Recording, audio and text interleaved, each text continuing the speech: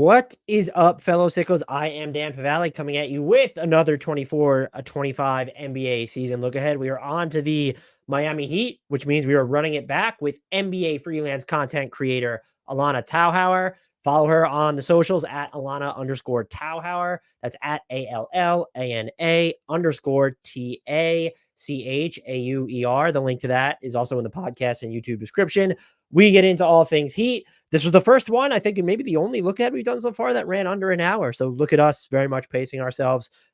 Good convo with her. She had a bunch of, I would say, ambitious takes for Miami that I disagreed with some of them. But if this team stays healthy, they are a giant question mark. So with that, remember, subscribe if you've not already. Ratings and reviews help us a ton on Apple.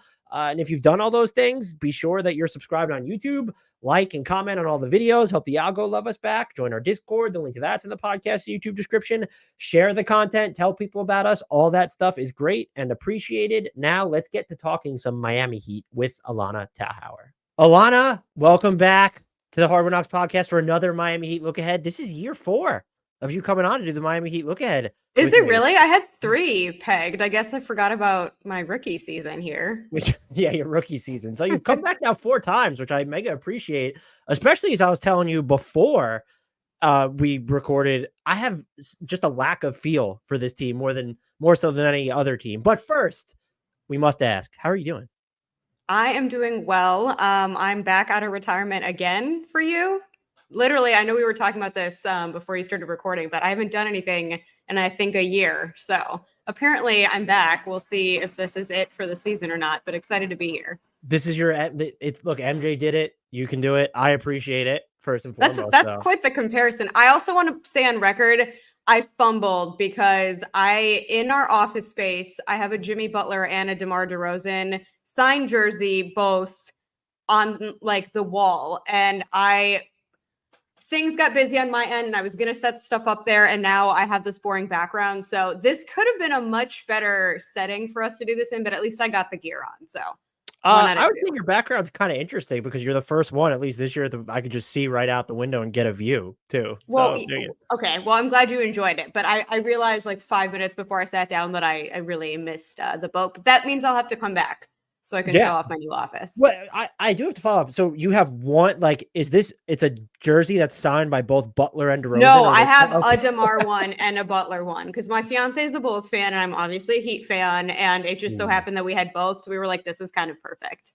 Your fiance is a Bulls fan. So that's like self-harm at this point. So yeah, I mean, he's obviously taken on the Heat as his second team, but I'm hoping to just get him there slowly but surely because whatever's going on in Chicago is a hot mess. So, well, send my condolences to him, one, but also my congratulations for you two actually getting engaged. Thank you very much. Let's talk about these Heat, though. So I want to start with, do you have any just lingering takeaways from the way last season unfolded that you're thinking about heading into this year? Or do you, beyond they were very injured and there was a bunch of roster churn here? Yeah, I mean, it's super cliche and it sounds like an excuse, but it's just we were injured. And it wasn't even 1 or 2 guys or for a month or two. It was everyone all the time. Honestly, last year kind of feels like a fever dream. There's certain things here and there that stuck out primarily from the playoffs. But it was almost like last season just didn't happen because did we even have a full team at all? I didn't pull stats on this, but I am curious to know, honestly, like how many games were actually played with a quote unquote full team. Because even when I guess all our starters were good to go, 1 or 2 main guys off the bench weren't. So I don't know. I know a lot of people are saying you can't just blame injuries, but that's just the truth of the matter here. I don't even know what their fully healthy starting lineup they were envisioning it being. So it's just they used 35 different ones of them. And then the one that they used the most, Terry Rozier, was actually in. So there was no way that was the plan, right? Like by season's end. So I don't know that, I don't even know if they understood what they wanted to do at full strength. And then all the injuries, especially the Tyler Herro, probably made it that much harder.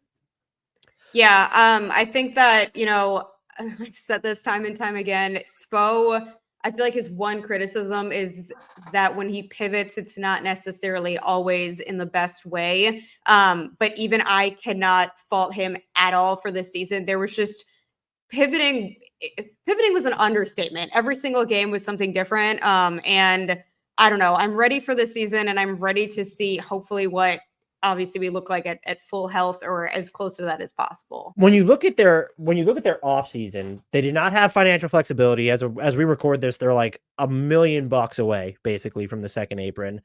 That being said, you lose Caleb Martin, you bring in Alec Burks.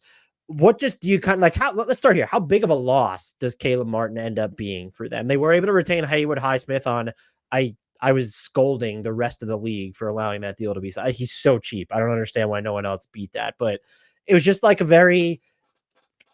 It was a very nondescript offseason from them. Yeah, I can't remember at what point during the playoffs, but I don't know if I publicly said this or not, but privately, I was ready to let Caleb go. I understood what he brought to the table at first, his athleticism especially. I just did not find him consistent, and I realize it's hard to say that in a vacuum given the season around him last year. But I was not too upset about that, nor was I surprised. But I don't know if I honestly expected that much more from this offseason too. And it's not even necessarily because of the fact that everyone was obviously, as usual, clamoring for something big. But I feel like, for better or worse, the front office and the coaching staff really do believe in this group of guys. And because we were so injury ridden, it wasn't really like a full test of what they could do. Plus, honestly, the market wasn't really that impressive to me. There were a few things here and there we could have done, I guess, but I don't know. I wasn't really surprised. I actually did forget about Alec Burks, though, to be completely honest, until I was reading your notes for this episode. So I don't know if that says something about him or me, but I mean, that was one move, I guess. Yeah, that's it. I thought it was a good pickup at the minimum. And you mentioned it. People are used to hearing them linked to someone via trade. The trade market just wasn't there. And unless you're putting Jaime Jaquez on the table, I don't really know what sweepstakes you're getting into at this point when you look at their future pick commitment. So whether the front office actually really believes in this group, or it's just a matter of like, what the hell else are we supposed to do? Maybe it's like a combination of both of those things. But when you're looking at this season, what is the biggest storyline to you that you will be tracking as we get into it and then over the course of it? I feel like I could guess what you're going to say if I had to, but I'm very interested to hear your answer. Well, now you're going to have to tell me your guess after. Obviously, I mean, health aside, because I think that's an obvious one. I'm super curious if Bam is going to continue to be the Bam that we saw. I did not think you were going to say that, and I love it because that's real sicko shit. So please. Wait, what did you think I was going to say? Contract year Jimmy Butler. No, that is, I don't know if it's just me. I am not concerned about that at all. This man is not going anywhere. I almost feel like both him and the front office, primarily Pat Riley, are like playing with people at this point. When I saw that quote from Pat come out, like, honestly, I was just like, oh, this is totally orchestrated by him and Jimmy together to kind of feed into the whole Heat Twitter mania that was going on at that time. I don't know. Maybe I'm going to eat my words. I'm not concerned. I'm really curious how Bam is going to progress. And less so, honestly, I don't necessarily even, I mean, more is always better, but I don't necessarily expect more. I just want him to stay consistently this aggressive on both ends of the floor. Let's stick with the Jimmy thing for a second. So you say you're not concerned. And I think you could probably argue that contract year Jimmy Butler might be terrifying for the rest of the league, but it also does create a storyline because there's the report. I don't care about the Brooklyn report. I dare you to go sign with the Nets at this point, is what I would say. But the whole the report that he wants to get to free agency. This is someone who is 35 years old. Like, your timeline and team is very much still built around him. He is headed into a contract year. He will have a market if he gets the free agency because he's one of the players who can actually shift things that might actually get the free agency now. You don't think that kind of has the potential to become a distraction for this team? No. I don't. Jimmy's just built different. I feel like I've never seen a player so I don't even know how to put this. I just feel like he's preparing himself for what comes next already and has been doing so for so long. And that's not to say that he's near retirement anytime soon or that he isn't like completely giving his all on the court. But I feel like between Big Face and the aloe yoga stuff, I don't know. To me, he's not the type of player that I'm concerned is kind of scrambling because he's nearing the end and wants this big payout. I think at this point, he wants to win as much as possible and as badly as anyone, but I don't think he's necessarily going to bring down the team or completely shift his entire life because of that.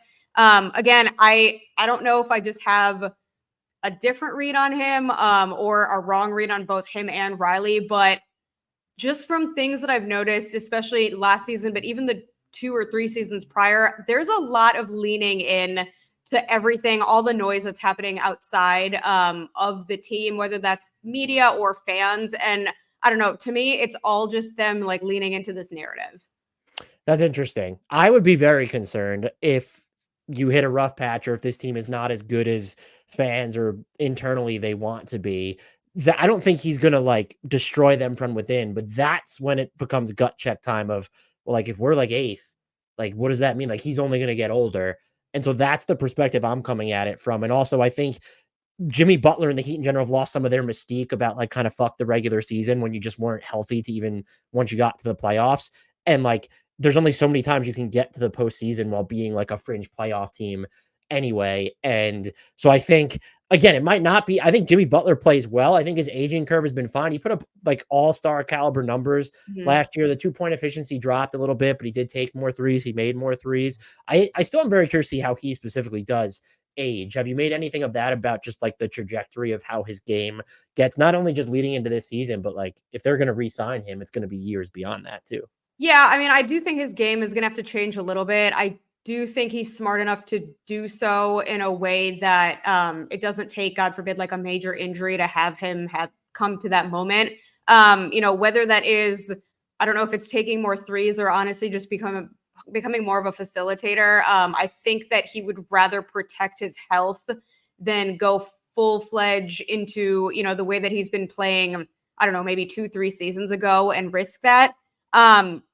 However, with that said, I mean, the man's conditioning is A+. You see, I know you can't necessarily judge everything based on social media, but you see all the work that he puts in, you see the shoulder in pump. Season. I judge everything by shoulder pumps, and Jimmy gets one of the best shoulder pumps in the NBA. So I don't know why, but that just made me think of Zion, who is an entire different caliber of player, if you can even call him a player at this point. But no, I don't know. I think he's going to be smart about it. The other thing too is Jimmy doesn't do anything anyone else's way. And I feel like that also gives me a little bit more confidence in his future with the Heat. I think if we were talking about most other players, then yes, it would be a concern. But to me, Jimmy is just Jimmy. So I don't know. I hope I'm not wrong, but I'm not really concerned about that. let's get into the Bam stuff. He had for so long. I mean, we've talked about his offense a bunch, and he's always just been considered a super valuable defender. But the knock has always been he's not going to do a lot of the traditional big man stuff. And you look at the Heat's roster last year, it wasn't really built to play the way that it did in years past on defense. So then he starts doing all the Bam stuff on top of doing just all like the traditional big man stuff. Like we saw him more in drop. His rim protection, I would argue, is probably a career season. I know he's probably had stingier years at the rim, but just like the volume with which he was doing it while also being responsible for all this other shit.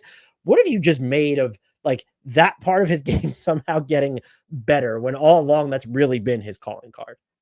Yeah, I think that everything stems from his confidence. I think the skill set has been there. The raw talent has been there. Obviously, over the years, you develop things. I'm not saying that he's not working on like the physical part of his game, but he just had some mental block during years past. And I think it was slowly getting better. But this past season, I think, in my opinion anyway, was the Bam that everyone has been calling for.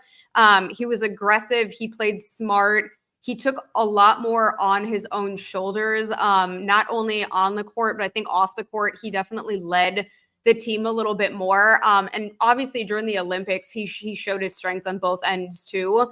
So for me, this is the Bam that we've always wanted and that people were hoping he would be. The question is just if he's going to maintain this. I think part of it may have been just the fact that he had to step up with so many injuries, but I hope that we're able to stay fully healthy, but also get this Bam too. Yeah, that'll be interesting to evaluate him in that context because last year kind of felt like maybe you sprinkle in some more 3-point attempts, but that might have been Bam's, I don't want to say final form, but I don't know that he has, because I don't view him, and I don't mean this as an insult, I don't think he's ever going to be like the guy who can just be the number one option. I don't think he's wired that way, which is perfectly fine. But the Bam we saw last year can absolutely be a number two option on a championship team, which I mean, technically he's been before, but I agree that was probably the most aggressive, and it was probably by necessity that we've seen him. I just, when you talk about expansion of his game, or just can he hit that next level of like actually supplant Jimmy Butler as just the guy who's going to drive everything that they do, that's where I would have questions, but that's not really an insult though. Yeah. And I think that to me, it just seemed like he wasn't honestly grasping the concept of that number two spot. It was kind of like there were either two options. You're just a role player or you are the number one. But I think to your point, he stepped up as that number two. And as long as he's consistently that, he's going to add a lot to the team. I will say too, I just feel like here and there, just seeing things off the court in terms of interviews, or just, like I said, things during the Olympics, I think he proved to himself what he finally needed to. Everyone else seemed to know that he could do it. It was just kind of him standing in his own way. So I'm curious to see if that keeps up, but I was very pleasantly surprised. And that might have been the first season that I honestly had nothing negative to say about his aggression. Tyler Herro, one of the NBA's most divisive figures because he got paid, and that's just how things work with NBA fandom for some reason. So we talked about this last year, and there's really just not much to add with Tyler Herro. We both considered him an undervalued dynamic shot maker. I think he is still that when you look at some of the shots he could hit. So I have a question for you of what area of development, if you're the coach or if you're Tyler Herro, you would be prioritizing, or that you think is most important when looking at his ability to get better. And if you have something that's off the book of the four options I gave you, that's fine. But would it be getting more volume at the rim, subbing out some mid-rangers for more catch and shoot threes or threes off motion, drawing more fouls, or creating additional separation off the dribble? For me, it's the threes, and my answer might have changed depending on the roster around him. But I just feel like with Duncan not being as reliable as, he was in that one season where, everyone thought he was just going to be the go-to. And also obviously losing Max Strus, I just feel like Tyler really needs to step up in that role. The other part of that is, I don't say this in a critical way because, at the end of the day, everyone is just built differently and it might not be anything he's doing, but he is injury prone. And to me, when you're at this point in your career and you see kind of the injuries that have been occurring, you try and protect your body a little bit. And I'm not saying that should take priority over what the team needs, but if the team needs more 3-point shooting and it also perhaps will protect your play style a little bit, I'm going with that. My inclination was to go, and this might show a lack of faith that I don't know that his shot profile is going to change that much, is I just want to see more separation off the dribble so that his shot selection then just, because sometimes you'll pull your hair out at the shots he takes. And so if you're able to create more separation off the dribble, get maybe a little bit more complicated handle. He's made strides as a passer. I didn't even include that on the list because I'm like, yeah, if you want him to be a point guard, then we need to have a different conversation. But for what he's supposed to be, the playmaking feels there. So that'd be my pick. But ideally, I think yours is the right answer. I just don't know that I have a level of faith that it'll come to bear. Yeah, I mean, I do think the shot selection, it's funny because I always trust him in like the very clutch moments, but it's everything else where I'm like, ooh, you could have taken one more time or one more second to think that through. So, and I know we're going to talk about lineups a little bit later on, but I think to me, it also kind of depends where you're putting him. Is he coming off the bench? Is he starting?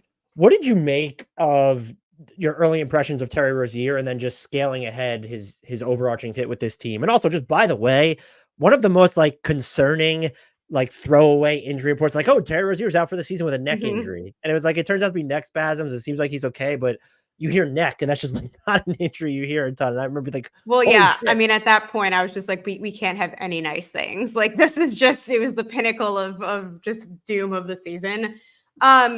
I think that he's a great culture fit. I think he has the work ethic needed for this team. I don't know if I have enough of an opinion beyond that at this point. He came late. He also just thrown into a messy situation where, we keep saying it, but everyone was injured. I think he can get there, and I do like what I've seen so far. I'm not confident one way or another yet, just because of the super small sample size, but also within the environment that he was playing in. Yeah, I think him going through a training camp with this team will be big because I think we'll see him used creatively more off the ball. And I think even he showed some just equivocation on like what types of shots he should be taking when he was on the ball. And I'm assuming a lot of that will get just ironed out by going through an actual training camp with this team. And then kind of like maybe getting run with all of their best players at once, which is just not something that the Heat were able to do last year with all their injuries. Jaime Jaquez. Let's start here with him. What stood out to you, surprised you, or just most impressed you about his rookie season? He was so confident right off the get. And that's not to say that he, didn't make mistakes, but I think being in college for as long as he was such a strength for him. He came in just kind of guns blazing. He really didn't overthink anything, at least, from an outsider's point of view. I also think that he was asked to do a lot very early on in his career just because of all the gaps happening along the way. And honestly, he's baby Jimmy. I mean, the fact that they were in a commercial together, even again, to me, is just only like solidifying my theory that they're playing into all the narratives happening online. But I don't know. I love him. I hope we never get rid of him. I think this year, hopefully he'll be able to zero in on his game a little bit and tighten things up and really decide kind of, he's going to be well-rounded regardless, but kind of where he wants to put more of his time and effort in. But I was excited when we got him from the get, but I think that he's surpassed all my expectations. And again, this was probably by necessity, but they did shoulder him with like some creation duties and not just like driving. It was like he ran pick and rolls for them at points. Is that something that you envision them continuing to try to expand, or is that more situational? And like, well, if you have Terry Rozier and Tyler Herro and Bam and Jimmy Butler, how much of the initiation aspect of Jaquez's game do you really need to plumb? I mean, I think he has super high basketball IQ. And I think Yeah, that he's smart as hell. you have to lean into that. And it's not a knock on any other players. Everyone's has strengths and weaknesses, but I think that, in my opinion, because he has such strong basketball IQ, you definitely keep working on that. Not necessarily in a primary sense, but maybe if he does end up kind of showing more focus in that area and it starts to work better than with other players, I say you definitely lean into that. He has replaced Jimmy as the player on this team who I'll most be tracking their 3-point attempts, because 3.4 or 3.1, whatever it was per 36, just isn't enough. Do you he finished at 32.2%. He like start the season like on fire. He had like pockets of time where he was just knocking down threes. Do you, one, believe that the volume will come up? And two, do you trust that as the volume goes up that he'll be able to have this percentages climb as well? I don't know if I see him as the guy that needs to be doing that. I think if it comes organically, great. But to me, there's other guys that I would rather carry that burden and focus on him more so. I mean, being little Jimmy, honestly, I don't know. It could go up. It's not something that I'm concerned with. And I think that having guys prior who, were lights out from three is making a lot of people like feel the need to put that on every single new player. I feel like that we come across, but I don't know. I just don't see that being where he ends up focusing most of his kind of attention on. I think that would be fair. My concern would be if you want to play him and Jimmy Butler together and then Bam Adebayo is going to be on the floor in those times, like one of Butler or Jaime Jaquez needs to be an actual shooter in that scenario, I would think. Yeah, I mean, it kind of depends who else is on the floor at that point. Well, let's throw Herro and Rozier, even if it's Herro and Rozier or Herro and like throw your two best 3-point shooters around them. I still think you need one of those two dudes to be more of a floor spacer than they currently are. Yeah, with the current roster, I do agree. I'm just curious if, maybe at the trade deadline we start reassessing that, because I do think that one of the biggest gaps for us right now, after seeing how things could be when Duncan was at his peak and obviously having Max Strus, I think that's a little bit of a void, unless obviously we kind of reconstruct our entire plan. But I think in today's NBA and kind of where the league is headed, we do need someone to step up. I just don't know if he's the one I would want to be doing that. You've just mentioned Duncan Robinson a couple of times. His arc on this team has been one hell of a drug. What what is the expectations for now him? Especially over the past 3 years has been fucking turbulent. It's insane. I at this point really just don't even know what to expect anymore. He was the other guy that, along with Caleb, by the end of the season was like, I think I would be fine parting ways with him. I don't know what to make of him being so hot and cold. It doesn't really seem motivated by, what's going on around him, and nor does it honestly seem opponent based. I don't know, when he first started getting into a shooting slump, a lot of it was around kind of the chatter with trades. And I was willing to kind of look past that because he was a young guy. That was the first time that his name had been thrown into anything. Then with the contract, it just, I don't know if it's mental. I don't know if he's just being scouted more. I don't know what's going on. Obviously, with that contract, it's going to be hard to move him. But at this point, I don't know how much we can depend on him. Haywood Highsmith, I kind of think that between what he did defensively at the point of attack and then having Jaime Jaquez, it probably made it easier for Miami just to say when Caleb didn't want to opt in and extend, it was like, all right, bye. Mm-hmm. How do you feel about him taking on more responsibility next season? Not just defensively, but that's another guy. We go through this Kurt roster like, okay, those 3-point attempts need to come up, buddy. Yeah, I don't really have a read on that, honestly, because I feel like he came out of nowhere and then all of a sudden everyone was paying attention to his defense, rightly so. And now I think, to your point, the question is, what can we get offensively from him? I'm glad he stuck around, though. He seems like a great guy. I think he's really given, the coaching staff and the front office reason to trust him, not only in terms of X's and O's, but in terms of what he is willing to give to the team. I don't know. I think that, what you had said at the beginning and even before we started recording, there are so many question marks this season that on the one hand, people may be a little bit worried, but on the other hand, it's kind of fun and kind of exciting to have absolutely no idea what this season holds. I feel like this might be a season where Eric Spoelstra could be in his bag just because you have all these question marks. Not everyone's young, but a lot of players who are still developing or just relative unknown quantities. And I do feel like Eric Spoelstra is one of those dudes where it's like, oh, he'll coach the hell out of that team. He loves chaos too. I literally feel like when everything's aligned, he just doesn't know what to do. It's like, wait, we're all healthy and we have this great team.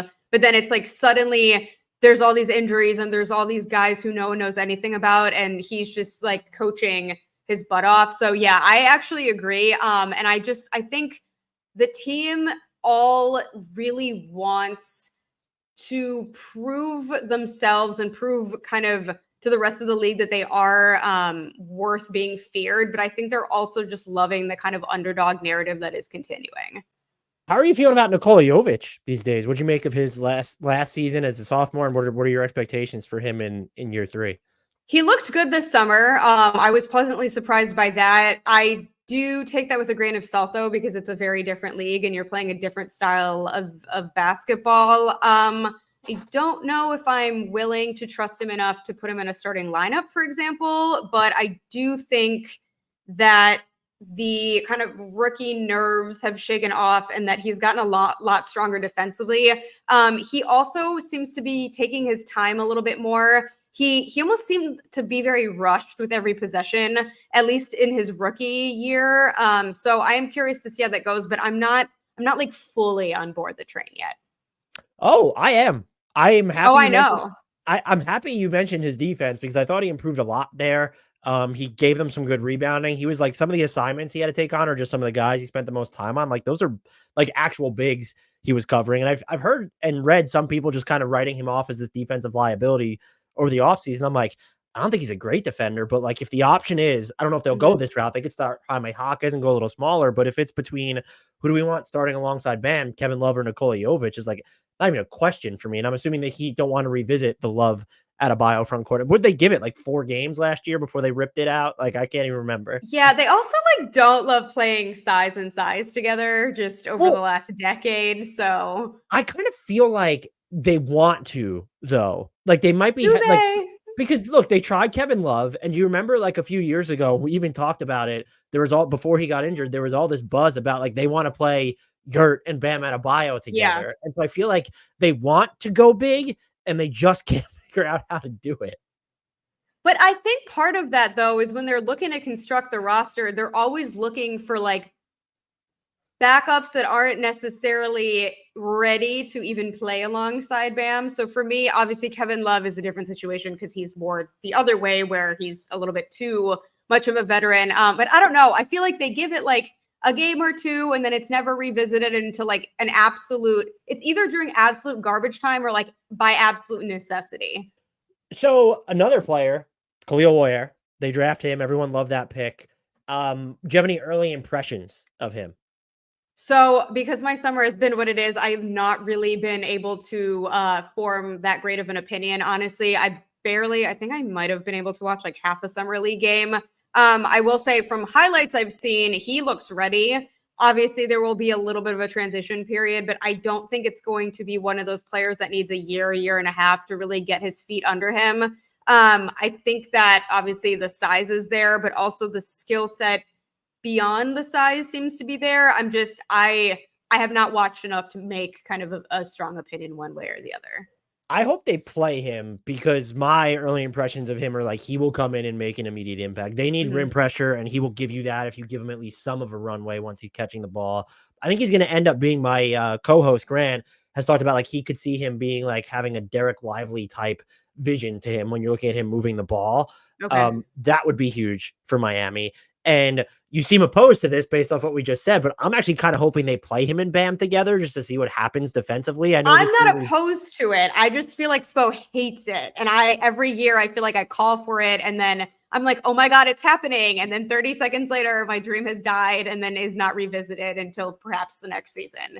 So I don't know. Maybe they will. Maybe they better, and this will probably step on the toes of the lineups we're going to talk about in a couple minutes, but like they will leave opposing offenses in the fetal position if Bam and Kel'el Ware and Jimmy Butler and Jaime Jaquez are ever on the court at the same time. And I but I also kind of felt like that, not to compare the two players, but I felt like that with Thomas Bryant a little bit. And I'm sad. I'm sad we got rid of him, honestly. But I was like, we could do something here. I'm not even saying like he didn't have the best hands, but I feel like the energy was there. The size was there. He obviously was on a team prior that had seen a lot of good talent. So I'm like, I don't have stats in front of me, but I bet we tried that maybe once, if even that.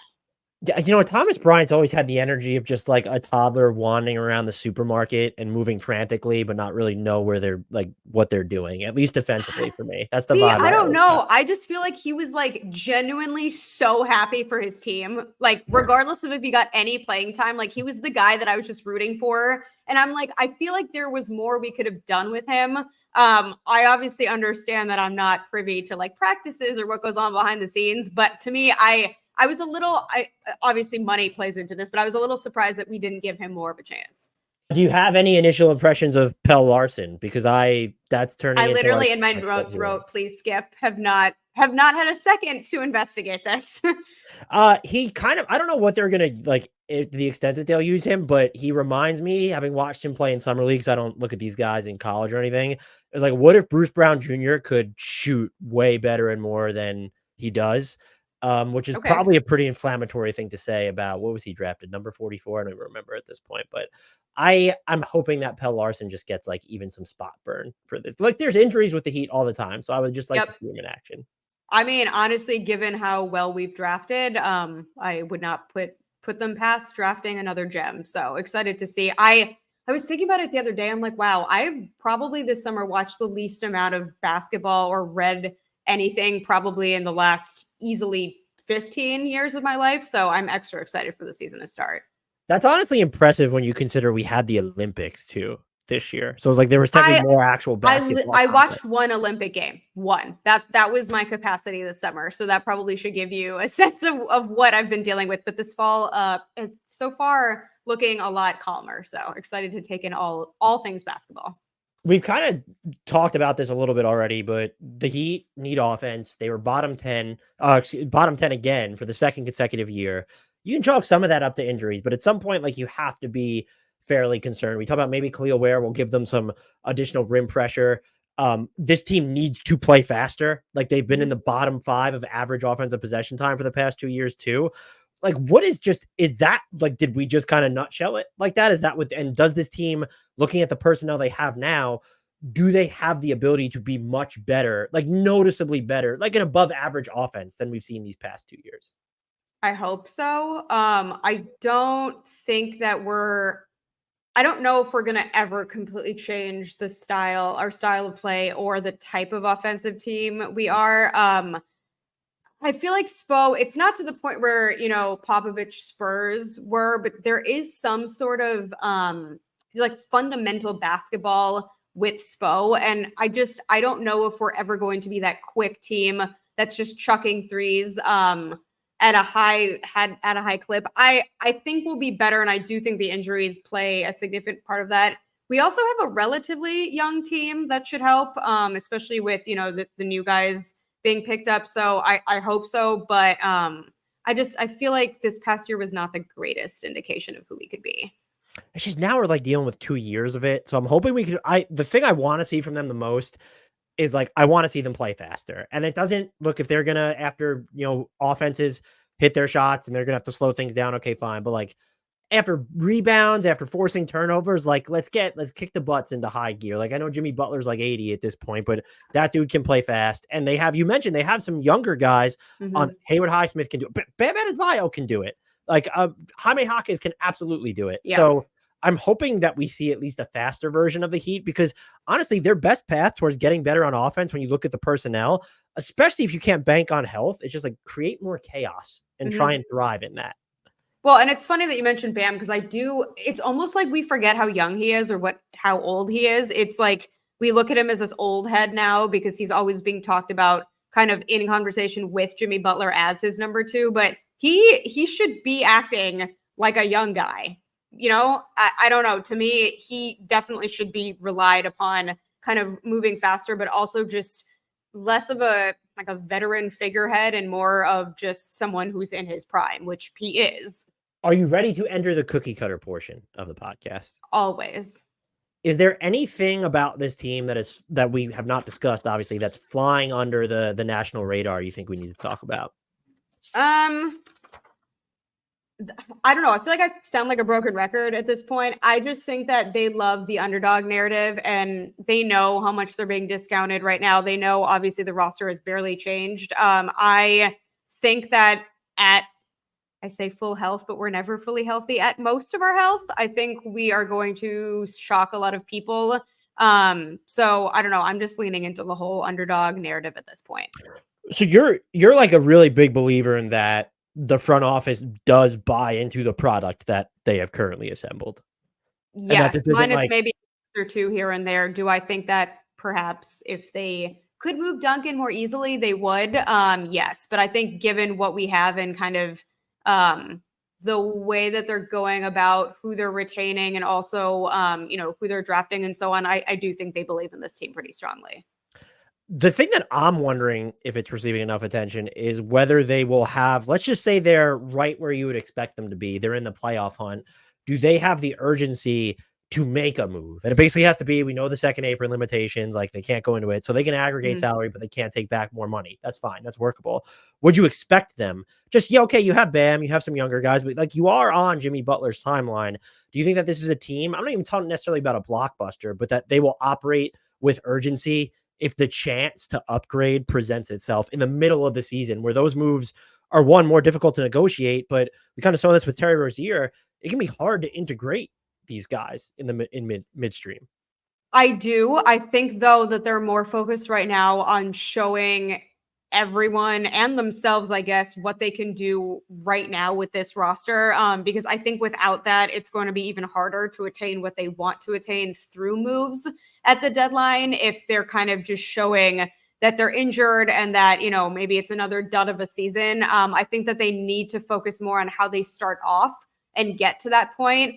I am usually one to say that, player integration is a big thing to consider, but I also think that there's kind of pros and cons of that. If we are going off Jimmy's timeline, it's kind of at this point, you may as well take that risk, because I think for the last year, 2, 3, they've played it a little bit safe in terms of kind of sticking with the roster and seeing what happens there. But if they do come out like I think they will for the first half of the season, I think they're going to be in a good position to do something, not to your point, necessarily some blockbuster move, but something that would position them a lot better. To that end, you're looking at this roster right now without having seen any games. What is their biggest need to you? I think it's 3-point shooting, and I also am not quite sure how I feel about our point guard situation right now. That's not to necessarily say that I don't feel good about it, but I just don't feel like I've seen enough to feel any type of way. I just feel like the Rozier experiment, it was just not enough for me to make a good opinion one way or another. So I'm a little bit, there's a question mark for me there. Which I think is unbelievably fair, by the way, because they do have self-creators on this team. Bam, Jimmy, Tyler Herro, Alec Burks is one of those guys. Like Alec Burks will which probably I keep forgetting about. he So will probably win the Heat like 2 or 3 games. He also might cost them like 2 or 3 games. That's how the Alec Burks experience works. And then you do have Terry Rozier, who's always been to me more of an off guard than a point guard. It's like you do have all these self-creation options, and yet I agree with you that I just have questions about when it comes to floor generaling, especially outside of Jimmy Butler. Is that still the area? And it's also like to say that they might need, when people say they need shot creation, I do think they're mostly saying, well, like they want an off the dribble 3-point shooter aside from Tyler Herro on this roster, which again, to me would be fair. Yeah. This is a tough question. So I think we need to break it down. I want to know about their top 10 rotation at full strength, but the Heat, as you already said, have so many question marks. Let's start here. Who would you start? Who would be the starting 5 if everybody's healthy for you? So I had Terry, Jimmy, Jaime, Duncan, and Bam, which was vastly different than what you had. Well, I told you before we started, this team is, insofar as I have no fucking idea about anything, I have even less of an idea about this team. So you would bring Tyler Herro off the bench? I would. I think that's fair. I know he's probably not, I don't think that's necessarily what his ego wants, but I do think he performs better. He's a guy who I feel like time after time just needs time to warm up. And I also feel like they need a little bit of flash coming off that bench. They have that in Bam and Jimmy and Jaime as well. If we are starting him, they need someone with a little bit of something to lead that second unit. And I'm offended that you left Jay Rich off, because to me, he also gives that little something, but I would have Jay Rich and Tyler coming off the bench. Well, look, this top 10 was tough. I thought about booting. So let's look at their rotation locks then. So even if the starting lineup differs, it seems like they would have 8 locks for the top 10 rotation in Herro, Butler, Jaime Jaquez, Nikola Jovic, Bam, Terry, Duncan Robinson, and Haywood Highsmith. Would you agree that all those guys would be penciled into the full strength rotation? Yeah. So then the other 2, you want Jay Rich in there. And then so you have like Kel'el Ware, Alec Burks, Kevin Love. Like who is getting the shaft then in? Not Kevin Love. I could never do that. I guess, yeah. I mean, emotionally, sure. But functionally, I'm kind of like, I probably okay, but if you know anything about me, there is no separating the two. I am like such a player first, X's and O's second type of fan. I just think that in small bursts and at the right moment, but Kevin can still hoop. And I feel like sometimes when everything is looking super bleak, he's the one who comes in, gets you going again. And then he steps out and never sees the floor again for the rest of that game. But I feel like he's instrumental in lighting that fire, both from like a moral standpoint, but also actually giving them, whether it's threes or honestly a little bit on defense too. So to be clear, I would have him in the top 10 rotation. And part of my calculus there was he will throw outlet passes. And if I want the Heat to play faster, that would be a good way to start. I would have Kel'el Ware in there instead of Jay Rich. Maybe I'm reading too much into the injury and the type of season he had last year. I just want to see Kel'el Ware. I think that's really where, you have your Kevin Love bias. I have my Kel'el Ware bias. Jay Rich has been my boy since day one. So I can't. Me in the middle and just say that Pelle Larsson should start. Can we all at least get on the same page there? Yeah, totally. Not a hot take at all. This will be matchup dependent. to some extent. But if you had to guess what will be their most used crunch time unit this season, which 5 players would you go with? I capped it honestly at Jimmy, Bam, and Jaime. I think the rest will be super like opponent driven, and also unfortunately injuries too. I just think those 3 guys are guys that I can always rely on, not only in terms of giving both offensively and defensively what we need, but making the right plays in those moments. I think I would agree with the locks. I think you also have to kind of include like Terry Rozier and Tyler Herro as one player where it's one of those 2 Yeah. will always be on the floor in crunch time for the shooting. And then it gets super, you could throw out a bunch of different combinations if you're Miami. So I wish they tracked that a little better, like the crunch time lineups you play, because I could see the Heat being one of the teams that are in like the 99th percentile, the number of like clutch time lineups that they use next year. Is there a weird, funky, offbeat, off the rails lineup that you want to see this team try? I literally, like in my notes, was like, no, because all of our lineups end up being that way because of injuries. So I don't even want to put that in the universe. And to your point, I feel like Spo, like obviously he wants his team healthy, but he thrives a little when that happens. So we're gonna see one inevitably. I hope they're not often, and I hope they're not always because of injuries, but they'll be out there.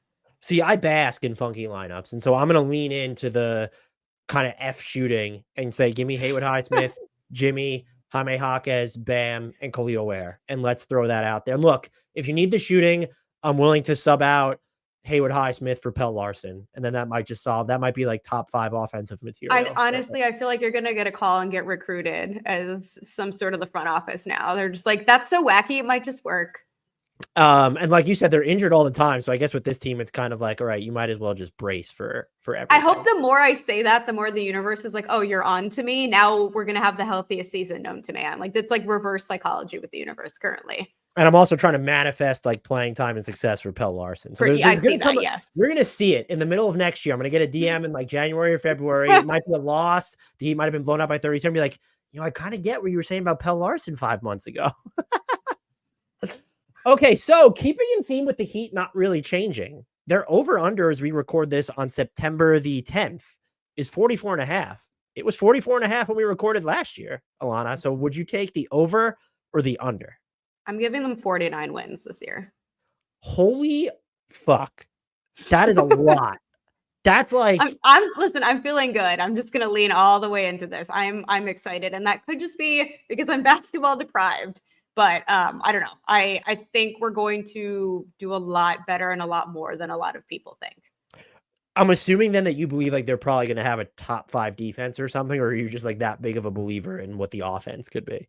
I mean, I think a lot of it is leaning on defense, and I think a lot of it is also just leaning on guys like Jaime coming back and being like, you thought my rookie year was great, just wait. So I think we saw glimpses, in my opinion, especially during the playoffs, of what this team really could have been. And I'm just hoping that with enough health and, some development here and there for the young guys, that's what we're going to get a good 85% of the time.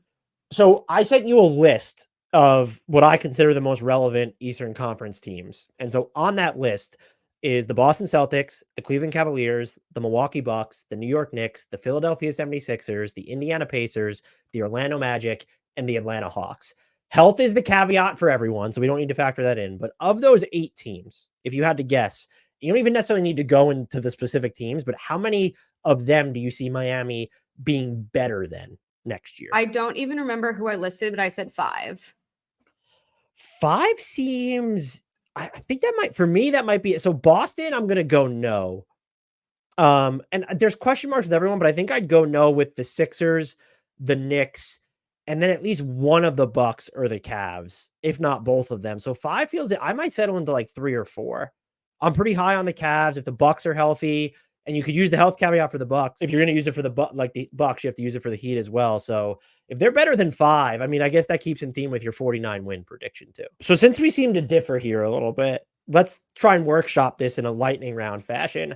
Boston, we agree they'll be better than fraudulent. The reigning champions are fraudulent. Yes, the reigning champions who had it basically handed to them on a silver platter. And I feel like for some reason, Jason Tatum has now become as annoying as Jaylen Brown, which makes me sad because he was the one Celtic that I was rooting for. So I feel some self-implosion happening. I mean, how is it hit? Kristaps Porzingis was healthy for like 2 games in the playoffs or 3 games or whatever it was, and they won the title anyway. I don't know if that you could call that handed on a silver platter. I don't know. I have So no you think the faith in Heat are going them. to have a better regular season record than the Boston Celtics? I'm just going to say yes because I'm like now so far into this narrative that I've created for my own perception of this Heat season that sure, why not? All right, so let's frame it this way. Which of these teams do you think they have the best chance of having a better regular season record than? Cleveland, Milwaukee, New York, or Philly? I don't really have faith in Philly either. And I feel like, especially because they've made so many changes to their roster, that it's going to be one of those things that I think it's going to take time for them if they even get there. Yeah, I mean, I would say all of these teams we just talked about be better than the Heat, but to your point about Philly, the more I've thought about them this offseason, the more I've softened on how high I was with the supporting cast around the 3 stars and just look, the Miami Heat have health questions, the Joel Embiid of it all. With how many games is he going to play? How healthy will he be? Certainly matters. The Bucks are kind of a question mark to me too. It's almost like they've been so reliable that like at some point it's going to get stagnant. I don't know. There's something about the Bucks that I'm like, what now? Like you've kind of just. They're old. It's just, I mean, Giannis is fine. They have Gary Trent Yeah. Jr. in there. I thought they did some nice work on the margins. I like AJ Green, but what does Dame look like? Chris Middleton just had dual ankle surgeries. Brooke Lopez is going to be what, 35, 36. He was fine last year, but is there any drop off there? So their Yeah, question it's is, almost like we've reached like the end of sustainability with them to. see, I probably have them as the second best team in the East. I think that there's Oh, like, this might be the swan song, but they were so dominant when their 4 best players were on the court last year that I think that element is still there. It's the sustainability beyond next season I would worry about, but Philly and Miami, for teams that are considered playoff hopefuls, have just like a lot of health question marks when you kind of the look at fact that. that you put us and Philly in the same category with that deeply saddens me. Well, Philly has like 1 dude, and I guess Paul George has had some shoulder stuff, but Jimmy's always dealing with something. Tyler Herro's always dealing with something. And then somebody else, a rotation player in Miami, is just going to miss a shit ton of time. That's like I kind of the, completely agree on the health front. It's just you grouping them together in any sense that is the problem here. I think you need to take that as a compliment given what happened in Miami last year. Listen, I can't support Philly, and it pains me because Kyle, like and PJ Tucker, like there were reasons for me to like in theory be fine with Philly, but I just you can't do it. Is there anything else about Miami that we haven't discussed? Anyone else on the team? Anything about this team that you would like to touch upon before I let you skedaddle? I'm honestly just excited. I think, as many question marks as there are, and I think we've addressed this ad nauseum, but there's really so many unknowns. Tyler is going to be the one for me where I genuinely have no idea what's coming. I don't know which Tyler we're getting. New haircut Tyler? Like, are we entering a new era? I don't know. To me, like, obviously Bam is the biggest storyline for me, just to see